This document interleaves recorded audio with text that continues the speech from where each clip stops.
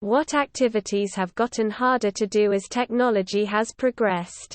Drawing. I love the accessibility and ease of an iPad and Procreate, but it makes it intimidating to draw on paper when I can just swiftly undo any of my fuck-ups. Parking. I just want to put some change in the meter. I don't want to download your fucking app.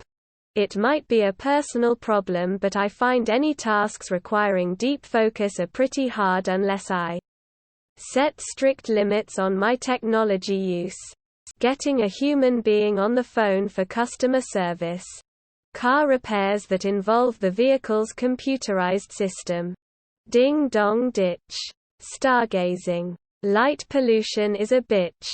Finding peace and quiet. There was a time when I could relax and do what I wanted all day. Eventually I would come home and check my messages and find out there was something I needed to do. Now if someone wants me to do something, I am immediately notified no matter where I am, and it is considered rude if I do not drop what I am doing and reply immediately. Going outside for a peaceful walk. Noise pollution. Living a personal anonymous life. Get away with murders. Disappear. Not like going missing. But that too. But I mean like just going off-grid for a couple of days. You'll have 15 people in a panic when you come back. Find uncrowded hiking destinations. Being a kid.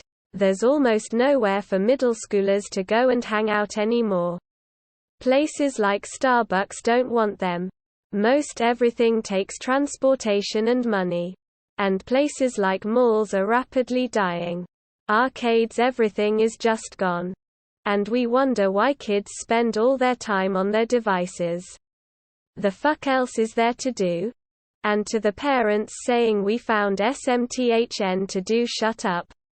You found SMTHN because there wasn't a device that was better.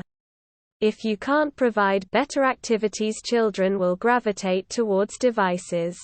The concept of family time slowly disappeared as two working parents became the norm and work hours increased. And email means the day doesn't end at 5.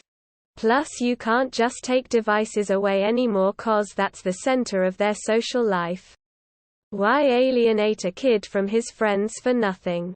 Stupid individual reversed into my car and tried to claim that I rear-ended them in front of a dashcam. I held my tongue until she made a claim with her insurance.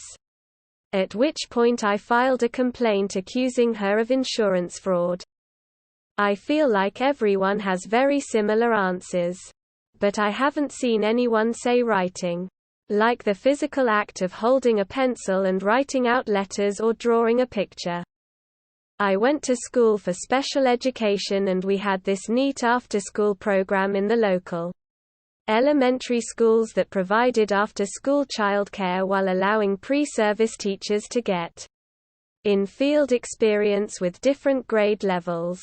I started working in this program as a group teacher.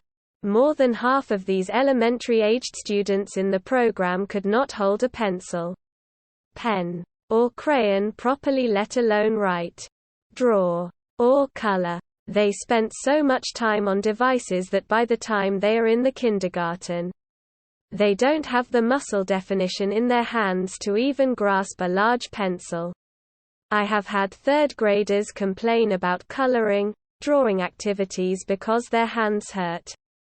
I was mortified when a group of kindergarteners and first graders made fake laptops out of paper and pretended to play Fortnite or scroll through YouTube. Not even pretend to be YouTubers but pretend to watch YouTube. If you are a parent of a young children, toddlers, please play with them using physical manipulatives like building blocks, dolls, Legos, etc. Color and draw with them on actual paper and not a tablet.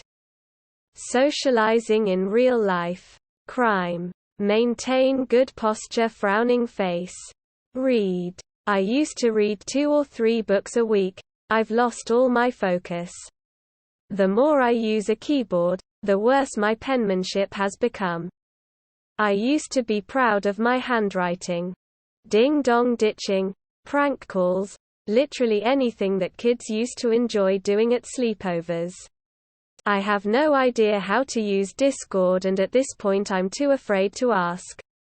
Buying souvenirs while on trips abroad to give to friends and family back home that would actually impress or interest them.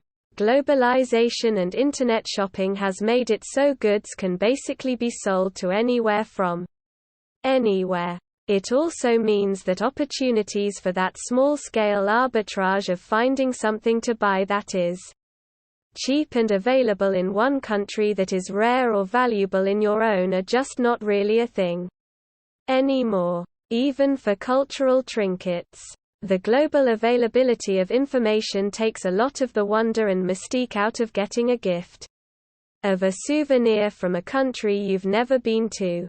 It's also obviously a good thing that the world is so much more connected. But it does mean that you can no longer pick up a cheap gift in Akihabara on a business trip that would blow your kids or a nephew's mind when you pull it out of your suitcase and present it to them. Lying. Enjoying a nice little neighborhood hole in the wall that only a few people know about. A day at Disney World. Getting away with stuff that you used to be able to get away with. Since there are cameras and phones almost everywhere, it's a lot more harder.